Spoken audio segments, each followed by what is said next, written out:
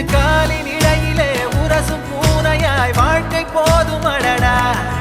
எதிர்காணும் யாவுமே தீண்ட தூண்டும் அழகா